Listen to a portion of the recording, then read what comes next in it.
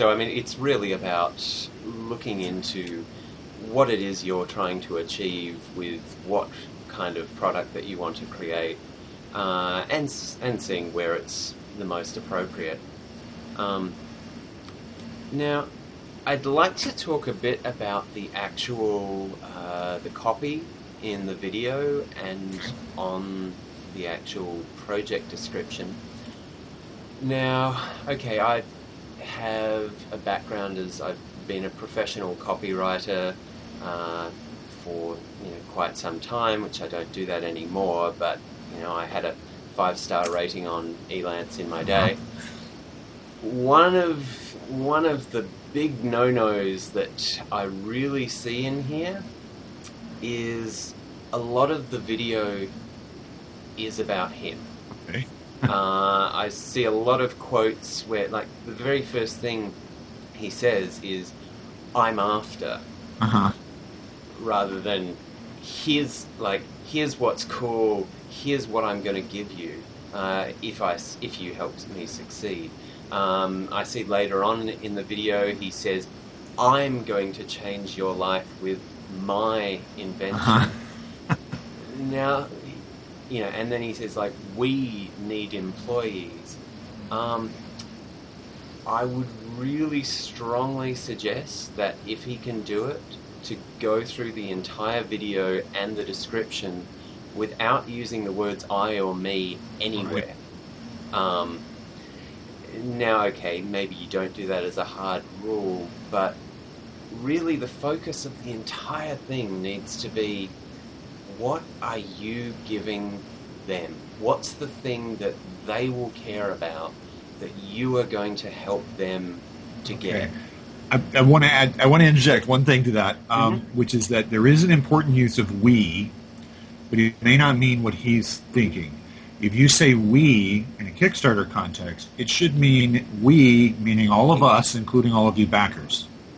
Inclusive, because basically in a Kickstarter, there's a little bit of different spirit from like a business or an advertisement in general, and that's that we're going to get together and do something together with your help.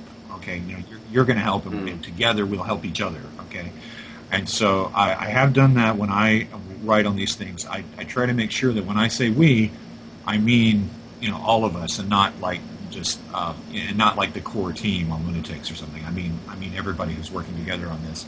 And I try to make sure it makes sense in that context, because really you're trying to be inclusive of that. Oh, and that's one other thing I wanted to mention about I'm just looking at this, the pledge $1 or more. He promises in here to give a personal call to every one of these people. And he's got $30,000, and this is for a $1 reward. So potentially he's promising to call 30,000 people and give them a personal call. I did a little calculation and figured out that working full-time, doing nothing else on his business, that would take him 3 months. And I would just caution him to be careful about promising things like that, because, he's probably not going to get 30,000 $1 rewards, but if he did, he would get kind of stuck. Yeah, and I mean, honestly, even if he just gets 300, it's going to be a lot of work. I would reserve the personal phone calls for higher levels. But I would like to agree with you on your previous point about the use of "we" inclusive. Actually, on an interesting side note, in the Indonesian language, they have 2 words for "we," one meaning everyone including you, and one meaning everyone excluding you. And this is definitely one of those things where, when I suggest not using "we," it's more as something to break a habit, which definitely there are good uses of it, as Terry says, such as the, together we can do this. But yeah, good point on keeping the $1 pledges, and in fact all the pledges, actually producible. Sorry if that was derailing. I was just looking at it as I said that. Hey, if it's relevant, it's not derailing to me. So let's see. Going through here, like, yeah, we've got the going through the reward levels. We've got the every dollar counts. It's great. I like how you've given each reward level its own name in kind of capitals to make them Yeah. easy to differentiate. There's quite a few different reward levels. Like, there's a lot of reward levels. I'm not sure how many exactly there is here, but yeah, in copywriting and marketing circles, there is a phenomenon known as the paradox of choice, which basically there's been a lot of research done saying that when you give people more choices than is necessary, that they're more likely to get indecisive and just go, I don't know, I don't care. And we've got, let's see, we've got the 1, 5, 10, 25, 35, 50, 313, 398, 399, 478, 479, 519, 639, 718, 798, 1039, 198, 178, 2500, 3500, 5000, 75. Yeah. It goes on 23, 24. I think there's, unless I miscounted, there's 24 categories here. Typically what's recommended is somewhere between 6 and 15. Okay.